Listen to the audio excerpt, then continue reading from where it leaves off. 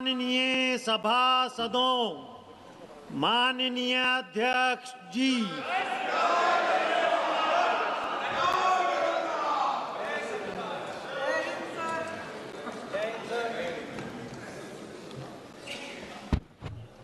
माननीय प्रधानमंत्री नरेंद्र मोदी जी।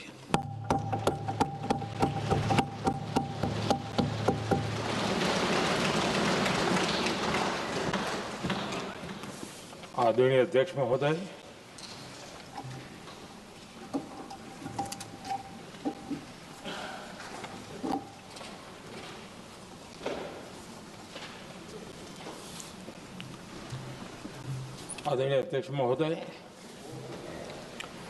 मैं इस सम्मानित सदन में पश्चिम एशिया में चल रहे संघर्ष और इसकी वजह से भारत के सामने आई चुनौतियों पर बात रखने के लिए उपस्थित हुआ हूं। इस समय पश्चिमी एशिया की हालत चिंताजनक है। बीते 2-3 हफ्तों में जयशंकर जी ने और हरदीप पुरी जी ने इस विषय पर सदन को जरूरी जानकारी दी है। अब इस संकट को 3 सप्ताह से ज्यादा हो रहा है। इसका पूरे विश्व की अर्थव्यवस्था पर, लोगों के जीवन पर बहुत ही विपरीत असर हो रहा है।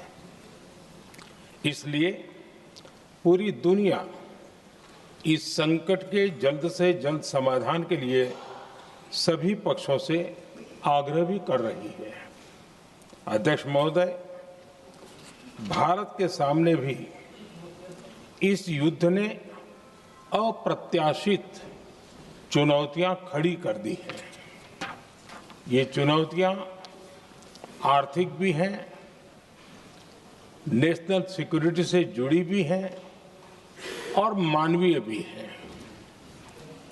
युद्धरत और युद्ध से प्रभावित देशों के साथ भारत के व्यापक व्यापारिक रिश्ते हैं। जिस क्षेत्र में युद्ध हो रहा है वो दुनिया के दूसरे देशों के साथ हमारे व्यापार का भी एक महत्वपूर्ण रास्ता है। विशेष रूप से कच्चे तेल और गैस की हमारी जरूरतों का एक बड़ा हिस्सा यही क्षेत्र पूरा करता है। हमारे लिए ये रीजन एक और कारण से भी अहम है। लगभग 1 करोड़ भारतीय खाड़ी देशों में रहते हैं और वहां काम करते हैं। वहां समंदर में जो कमर्शियल शिप चलते हैं उनमें भारतीय क्रू मेंबर्स की संख्या भी बहुत अधिक है। ऐसे अलग अलग कारणों के चलते भारत की चिंताएं स्वाभाविक रूप से अधिक है। इसलिए ये आवश्यक है कि भारत की संसद से इस संकट को लेकर एक मत और एकजुट आवाज दुनिया में जाए।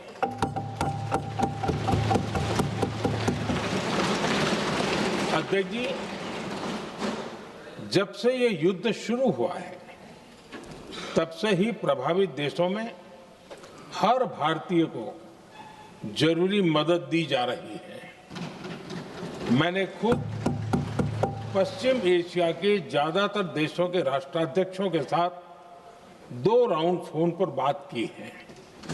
सभी ने भारतीयों की सुरक्षा का पूरा आश्वासन दिया है। दुर्भाग्य से इस दौरान कुछ लोगों की दुखद मृत्यु हुई है और कुछ घायल हुए हैं। ऐसे मुश्किल हालात में परिवारजनों को आवश्यक मदद दी जा रही है। जो घायल हैं उनका बेहतर इलाज सुनिश्चित कराया जा रहा है। अध्यक्ष जी, प्रभावित देशों में हमारे जितने भी मिशन हैं वो निरंतर भारतीयों की मदद करने में जुटे हैं। वहां कम काम करने वाले भारतीय हो या फिर जो टूरिस्ट वहां गए हैं, सभी को हर संभव मदद दी जा रही है। हमारे मिशन नियमित रूप से एडवाइजरी जारी कर रहे हैं। यहां भारत में और अन्य प्रभावित देशों में 24/7 कंट्रोल रूम और आपातकालीन हेल्पलाइन स्थापित की गई है। इनके माध्यम से सभी प्रभावितों को त्वरित जानकारी दी जा रही है। अध्यक्ष जी, संकट की स्थिति में देश विदेश में भारतीयों की सुरक्षा हमारी बहुत बड़ी प्राथमिकता रही है। युद्ध शुरू होने के बाद से लेकर अब तक 3,75,000 से अधिक भारतीय सुरक्षित भारत लौट चुके हैं। ईरान से ही अभी तक लगभग 1,000 भारतीय सुरक्षित वापस लौटे हैं। इनमें 700 से अधिक मेडिकल की पढ़ाई करने वाले युवा हैं। खाड़ी देशों में भारतीय स्कूलों में हजारों विद्यार्थी पढ़ते हैं। सीबीएसई ने ऐसे सभी भारतीय स्कूलों में होने वाली कक्षा 10वीं और 12वीं की निर्धारित परीक्षाओं को रद्द कर दिया है। इन बच्चों की पढ़ाई निर्बाध चलती रहे, इसके लिए सीबीएसई उचित कदम उठा रही है। यानी सरकार संवेदनशील भी है, सतर्क भी है और हर सहायता के लिए तत्पर भी है। माननीय अध्यक्ष जी, भारत में बड़ी मात्रा में कच्चा तेल, गैस और फर्टिलाइजर जैसी अनेक जरूरी चीजें हॉर्मुज स्ट्रेट के रास्ते से आती हैं। युद्ध के बाद से ही हॉर्मुज स्ट्रेट में जहाजों का आना जाना बहुत चुनौतीपूर्ण हो गया है। बावजूद इसके हमारी सरकार का ये प्रयास रहा है कि पेट्रोल, डीजल और गैस की सप्लाई बहुत ज्यादा प्रभावित न हो। देश के सामान्य परिवारों को परेशानी भी कम से कम हो, इस पर हमारा फोकस रहा है। हम सभी जानते हैं, देश अपनी जरूरत की 60% एलपीजी आयात करता है। इसकी सप्लाई में अनिश्चितता के कारण सरकार ने एलपीजी के डोमेस्टिक उपयोग को प्राथमिकता दी है। साथ ही एलपीजी के देश में ही उत्पादन को भी बढ़ाया जा रहा है। पेट्रोल, डीजल की सप्लाई पूरे देश में सुचारू रूप से होती रहे, इस पर भी लगातार काम किया गया है। अध्यक्ष जी, आज की इन परिस्थितियों में एनर्जी सिक्योरिटी को लेकर बीते एक दशक में उठाए गए कदम और भी प्रासंगिक हो गए हैं। भारत ने बीते 11 वर्षों में अपनी एनर्जी इंपोर्ट का डाइवर्सिफिकेशन किया है। पहले क्रूड ऑयल, एलएनजी, एलपीजी ऐसी एनर्जी जरूरतों के लिए 27 देशों से इंपोर्ट किया जाता था। वहीं आज भारत 41 देशों से एनर्जी इंपोर्ट करता है। अध्यक्ष जी, बीते दशक में भारत ने संकट के ऐसे ही समय के लिए कच्चे तेल के भंडारण को भी प्राथमिकता दी है। आज भारत के पास 53 लाख मीट्रिक टन से अधिक का स्ट्रेटेजिक पेट्रोलियम रिजर्व है और 65 लाख मीट्रिक टन से अधिक के रिजर्व की व्यवस्था पर देश काम कर रहा है। हमारी तेल कंपनियों के पास जो रिजर्व रहता है वो अलग है। बीते 11 वर्षों में हमारी रिफाइनिंग कैपेसिटी में भी उल्लेखनीय वृद्धि हुई है। अध्यक्ष जी, सरकार अलग अलग देशों के सप्लायर्स के साथ भी लगातार संपर्क में है। प्रयास ये है कि जहां से संभव हो वहां से तेल और गैस की सप्लाई होती रहे। भारत सरकार गल्फ और आसपास के शिपिंग रूट्स पर निरंतर नजर बनाए हुए है। हमारा प्रयास है कि तेल हो, गैस हो, फर्टिलाइजर हो, ऐसे हर जरूरी सामान से जुड़े जहाज भारत तक सुरक्षित पहुंचे।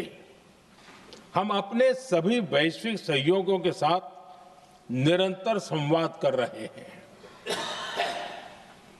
ताकि हमारे मैरीटाइम कॉरिडोर सुरक्षित रहे।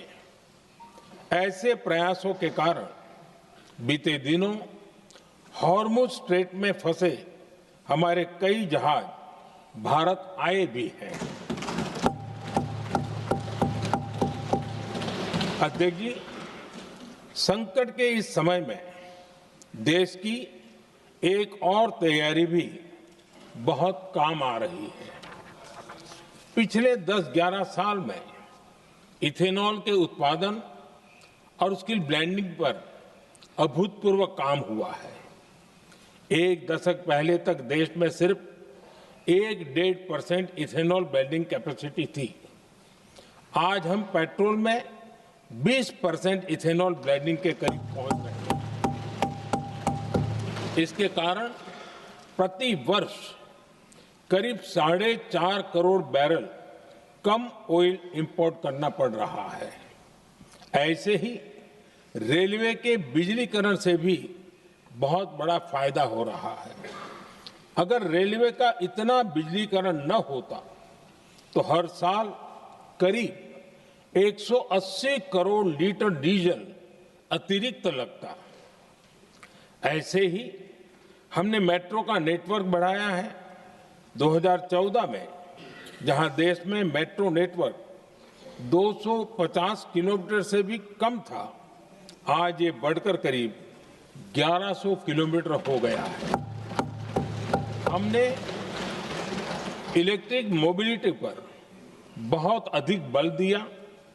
केंद्र सरकार ने राज्यों को 15,000 इलेक्ट्रिक बसें चलाने के लिए दी हैं। आज जिस स्केल पर वैकल्पिक ईंधन पर काम हो रहा है, उससे भारत का भविष्य और सुरक्षित होगा।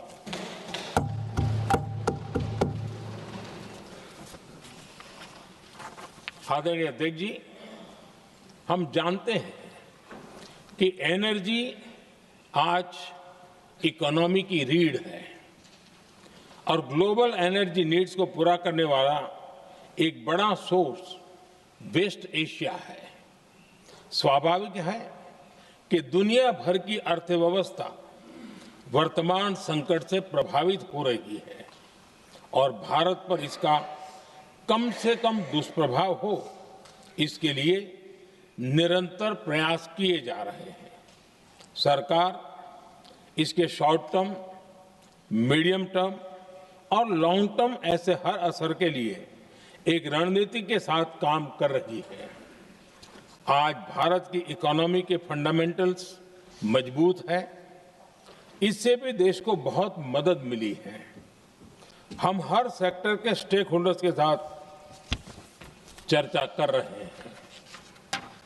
जहां भी जरूरत है उस सेक्टर को आवश्यक सपोर्ट दिया जा रहा है। भारत सरकार ने एक इंटर मिनिस्ट्रियल ग्रुप भी बनाया है।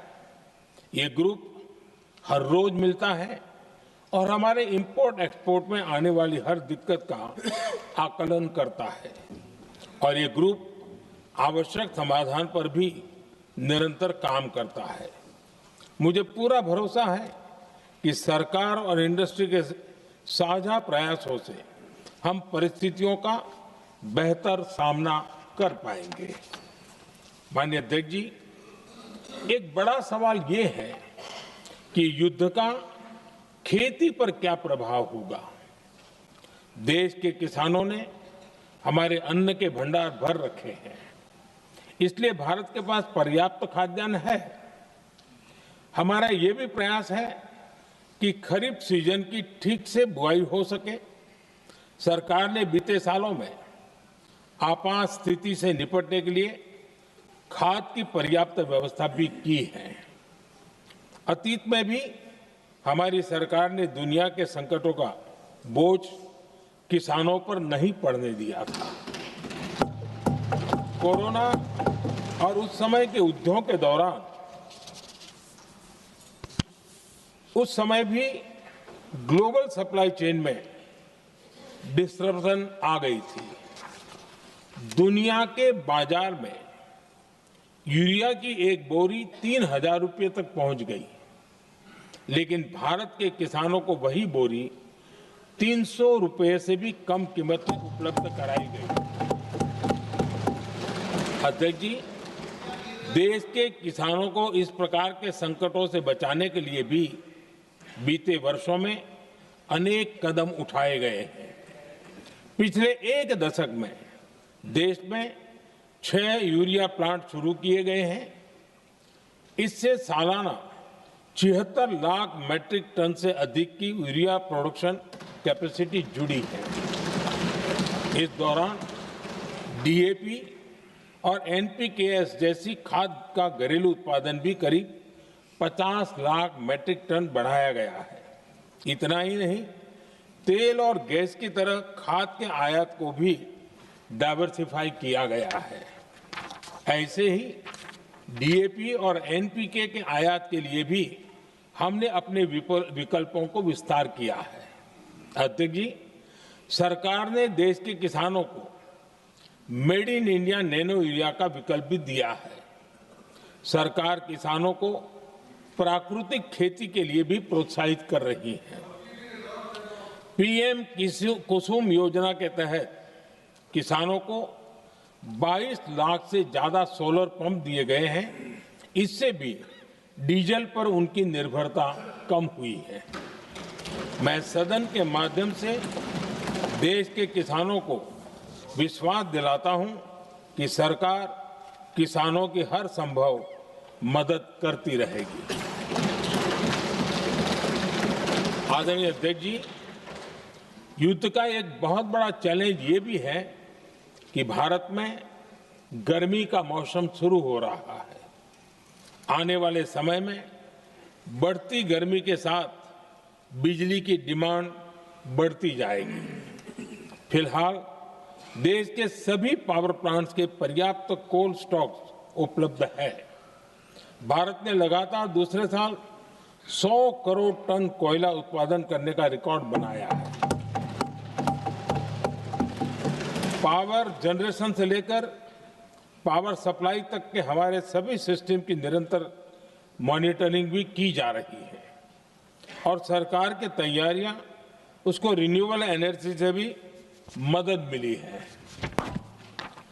बीते दशक में रिन्यूएबल एनर्जी की तरफ देश ने बड़े कदम उठाए हैं। आज हमारी total installed power generation capacity का आधा हिस्सा रिन्यूएबल सोर्स से आता है। हमारी कुल रिन्यूएबल क्षमता आज 250 गीगावाट के ऐतिहासिक आंकड़े को पार कर गई है। बीते 11 वर्षों में देश ने अपनी सोलर पावर कैपेसिटी करीब 3 गीगावाट से बढ़ाकर 140 गीगावाट तक पहुंचाई है। बीते वर्षों में देश में करीब 40 लाख रूफटॉप सोलर लगे हैं। इसमें पीएम सूर्यघर मुफ्त बिजली योजना से भी लोगों को काफी मदद मिली है। गोवर्धन योजना के तहत देश में आज 200 कॉम्प्रेस्ड बायोगैस प्लांट भी काम करना शुरू कर चुके हैं। ये सारे प्रयास आज देश के बहुत काम आ रहे हैं। सरकार ने भविष्य की तैयारी और बढ़ाते हुए शांति एक्ट माध्यम से देश में न्यूक्लियर एनर्जी के उत्पादन को भी प्रोत्साहित किया है। कुछ ही दिन पहले small hydro power development scheme को भी हरी झंडी दी गई है, जिससे 1500 मेगावाट नई हाइड्रो पावर कैपेसिटी जोड़ी जाएगी। आदरणीय अध्यक्ष जी, जहां तक डिप्लोमेसी की बात है, भारत की भूमिका स्पष्ट है। शुरुआत से ही हमने इस संघर्ष को लेकर अपनी गहरी चिंता व्यक्त की है। मैंने स्वयं भी पश्चिम एशिया की सभी संबंधित नेताओं से बातचीत की है। मैंने सभी से तनाव को कम करने और इस संघर्ष को खत्म करने का आग्रह किया है। भारत ने नागरिकों, एनर्जी और ट्रांसपोर्ट से जुड़े इंफ्रास्ट्रक्चर पर हमलों का विरोध किया है। कमर्शियल जहाजों पर हमला और हॉर्मुज स्ट्रेट जैसे अंतर्राष्ट्रीय जलमार्ग में रुकावट अस्वीकार्य है। भारत डिप्लोमेसी के जरिए युद्ध के इस माहौल में भी भारतीय जहाजों के सुरक्षित आवागमन के लिए निरंतर प्रयास कर रहा है। अध्यक्ष महोदय, भारत हमेशा से ही मानवता के हित में और शांति के पक्ष में अपनी आवाज उठाता रहा है। मैं फिर कहूंगा कि बातचीत और कूटनीति ही इस समस्या का समाधान है। हमारे हर प्रयास तनाव को कम करने, इस संघर्ष को समाप्त करने के लिए है। इस युद्ध में किसी के भी जीवन पर संकट मानवता के हित में नहीं है। इसलिए भारत का प्रयास सभी पक्षों को जल्द से जल्द शांतिपूर्ण समाधान के लिए प्रोत्साहित करने का है। अध्यक्ष जी, जब ऐसे संकट आते हैं तो कुछ तत्व इसका गलत फायदा उठाने की कोशिश भी करते हैं।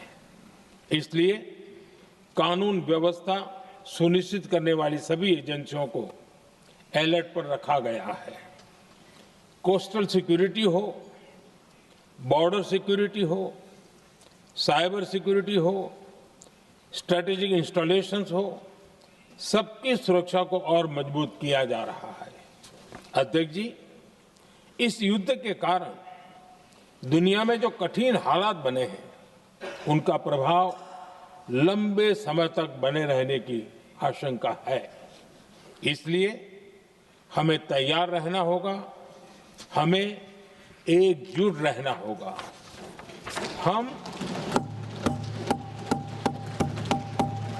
हम कोरोना के समय भी एकजुटता से ऐसी चुनौतियों का सामना कर चुके हैं।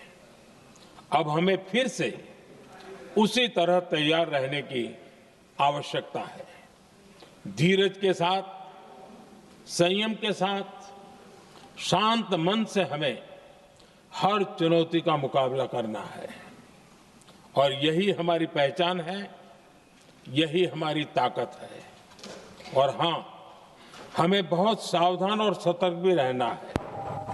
हालात का फायदा उठाने वाले झूठ फैलाने का प्रयास करेंगे, ऐसे लोगों की कोशिशों को सफल नहीं होने देना है। मैं देश की सभी राज्य सरकारों से भी इस सदन के माध्यम से आग्रह करूंगा, ऐसे समय में कालाबाजारी करने वाले, जमाखोरी करने वाले एक्टिव हो जाते हैं। इसके लिए कड़ी मॉनिटरिंग जरूरी है। जहां से भी ऐसी शिकायतें आती हैं, वहां त्वरित कार्रवाई होनी चाहिए। देश की हर सरकार और देश का हर नागरिक जब मिलकर चलेंगे तो हम हर चुनौती को चुनौती दे सकते हैं। इसी आग्रह के साथ मैं अपना वक्तव्य समाप्त करता हूं।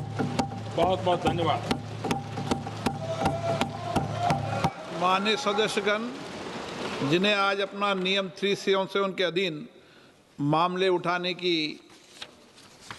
हैं, वो व्यक्तिगत रूप से सभा पटल पर अपना प्रस्तुत पटल पर रख सकते हैं।